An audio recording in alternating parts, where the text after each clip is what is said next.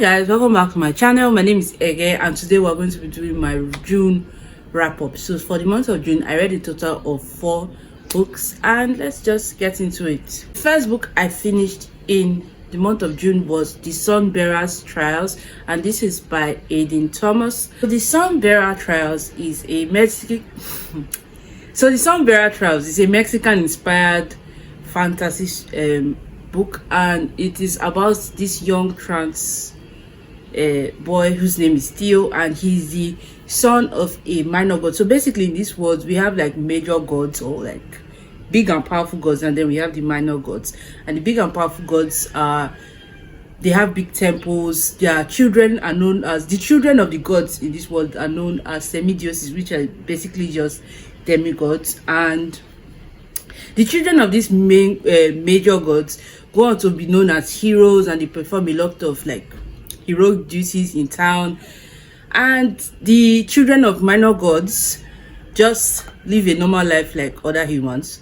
So in this world we have Theo. He's 17, and there's a trial known as the Sunbearer Trials, where I think it happens every 10 years or so, and I think 12 or 10 semidioses are chosen to compete in the trials. And at the end of the trials, the person who comes in last is sacrificed to the moon god in order to protect their world.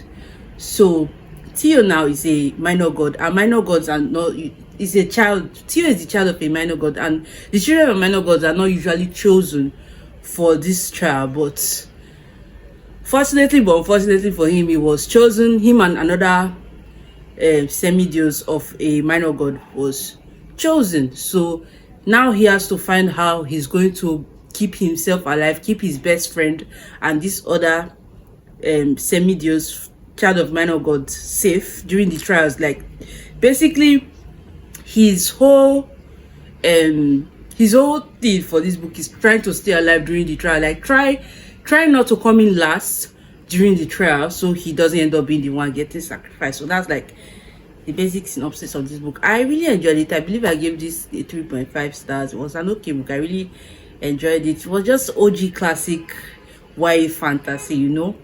It gave what he said it was coming to give, and I enjoyed it, and I look forward to book 2. This book I finished was Yellow Face by R.F. Kong. This is my second R.F. Kong. The first book I've read.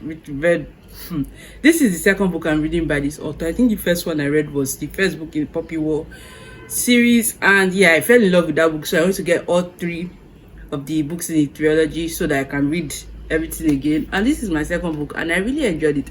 I think for the most part of this book, I was annoyed, I was irritated, I was angry. I barely read this with my friend, and honestly the group chats, the WhatsApp DMs were full because I had some opinions about the main character in this book. So basically this is about a young lady. I think her name is Junie. Yes, so it's about this writer.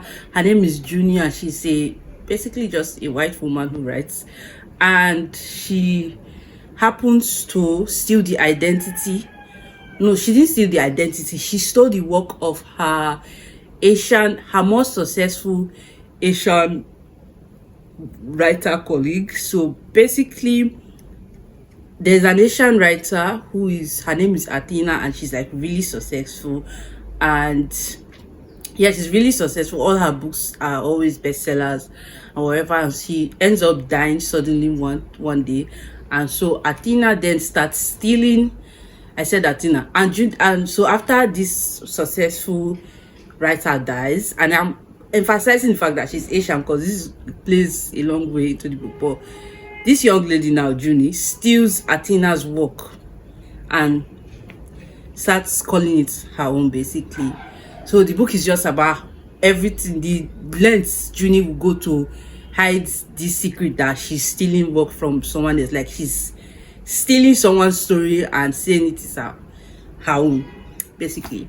And Yellowface kind of like has conversations around who has the right to tell which stories. Like if you are a person outside of a certain community, do you have the right to tell that particular story? And even between the people in a particular community, like people living in a country and diasporans, like who has the right to represent the story of said country. and there's also like a crisis, and there's also conversations around how the publishing industry works, and the publishing industry, especially in the US, is very white centered, and a lot of the times they try to cater towards white audience, and also how, and also cancel culture in general. I really enjoyed it. I ended up giving it 4 stars because mostly I didn't really like the ending of the book. It just, I don't know, there was just something off about it. I was just like, I did not like, at some point close to the ending, I did not know where the story was taking me.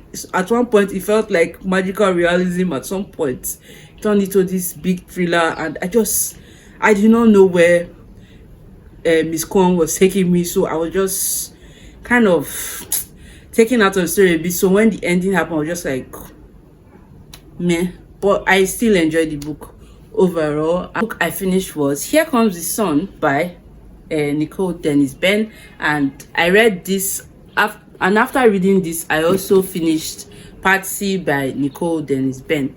So I'm going to be talking about these 2 books together, because just to summarize my thoughts on them, because I actually have a vlog where I read and reviewed both of these books in depth. So I actually have a vlog where I read and reviewed both of these books in depth. So I'm going to leave a link in the description box. So if you're interested in my thoughts, opinions, you can go and watch that video. But for Part C, Part C now is about 2 sisters in Jamaica who live in Jamaica, and we basically were following their life. They live in Riverbank, and their neighborhood is about to be closed because a new resort is about to be built there. So we're just following these 2 sisters and the events leading to this resort being opened. Basically, I really enjoyed this book. I like that this book kind of gave us a perspective on Jamaica, and like a behind the scenes look on Jamaica, and like how this place that is seen as a paradise and is meant to cater to, like, I guess, foreigners and the rich, to make them feel like they're in paradise, actually ends up affecting the citizens of the country, and how most of the time these people are thrown out of their homes, they lose their jobs, they lose their homes in order to build these massive resorts and to please other people and keep the brand that Jamaica is a paradise. I don't know if I'm making sense, but apart from that, this book also had themes on colorism. There's also themes of motherhood and fetishization of Black women, and I really enjoyed it. I ended up giving this 4.5 stars. Then I read Patsy. This book is about Patsy and her daughter True. So Patsy ends up abandoning her daughter and moving to America in order to fulfill her American dreams, and so we're following their lives before Patsy's move to America and after her move, and just how their life continued from there. I really enjoyed this one. I ended up giving this 5 stars. I really loved it. Overall, it had a theme. Overall, this book had themes of motherhood and also finding yourself and accepting yourself, self-acceptance and finding yourself and learning to love and accept yourself. And I really enjoyed it. Ended up giving this 5 stars also. So if you are curious about my thoughts on these books, you can always go and check out my video. I'll leave a link to the video in the description box. Thank you so much for watching. This has been my wrap up, and I'll see you in my next one. Bye.